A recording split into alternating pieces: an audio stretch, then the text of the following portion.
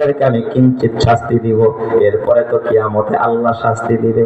এরপরে তিনি বলেন ওয়া আম্মা মান আমানা ওয়া আমিলা সালিহান ফালাহু জাযাআনিল হুসনা ওয়া সানাকুলু লাহু মিন আমরিনা ইউসরা। যুলকারনাইন ডাক দিয়া বললেন, শোনো, আর যারা ঈমান আনে আমলে সালেহ করে আমি তাদেরকে শাস্তি দিব না, তাদের সাথে ভালো ব্যবহার করব, আর তাদের বেলায় আমার আচরণ হবে একেবারে সুন্দর আচরণ। অথচ এই যুগে দেখবেন যারা ঈমানদার, যারা মুমিন, তাদের প্রতি জুলুম হয়েছে সবচাইতে, ঠিক কিনা বলে? যারা মুমিন তাদেরকে আমি আযাব দিব না, শাস্তি দিব না, বরং তাদের সাথে আমি ভালো ব্যবহার করব। সুবহানাল্লাহ, জোরে কোন সুবহানাল্লাহ। এবং তাদের বিষয়টাকে আমি সহজ করে দিব।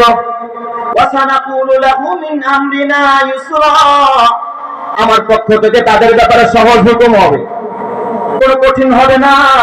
মাহফিলের জন্য, অনুমতির জন্য থানায় থানায় দৌড়াইতে হবে না, একবারে অফিস আর একবার ওই অফিস, এত কষ্ট দিব না। নামাজের জন্য এত কষ্ট দিব না, বয়ানের জন্য এত কষ্ট দিব না। এ বাবা, আল্লাহওয়ালারা কোনো প্রোগ্রাম করবে, এটার জন্য আমি কষ্ট দিব না। আমি সব বিষয় ঈমানদারদের জন্য সহজ করে দিব, কারণ এই জমিন হলো ঈমানদারদের জন্য আল্লাহ বানাইছে। কোনো বেঈমান আর মুশরিক আর মালাউনের জন্য আল্লাহ জমিন বানায় নাই। কথা ঠিক না ঠিক যাবে? বলেন তো জমিন কার? অতএব এই জমিনের আল্লাহ তাআলা ঈমানদারদের জন্য বানাইছে, কোন বেঈমানের জন্য বানাই নাই। বেঈমানরা জমিন ভোগ করে ঈমানদারদের উসিলায়। অতএব এই জমিনের ভিতরে ঈমানদার আছে তো জমিন টিকবে, ঈমানদার নাই তো জমিন টিকবে না।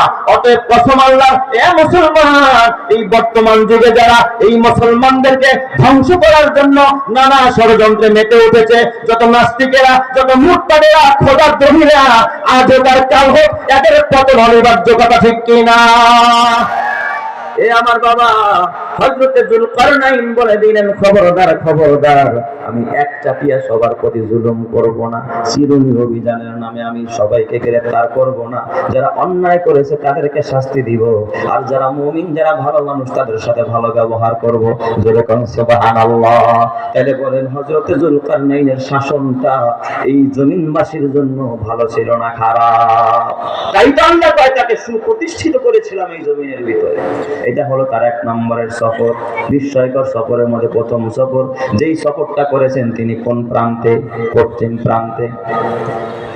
এরপর আল্লাহ বলেন, সুম্মা আতবা সাবাবা, তিনি আবার ওই উপকরণ ব্যবহার করলেন। সফরের জন্য যা যা দরকার তা নিয়ে তিনি আবার পূর্ব প্রান্তে ভ্রমণ করা আরম্ভ করলেন।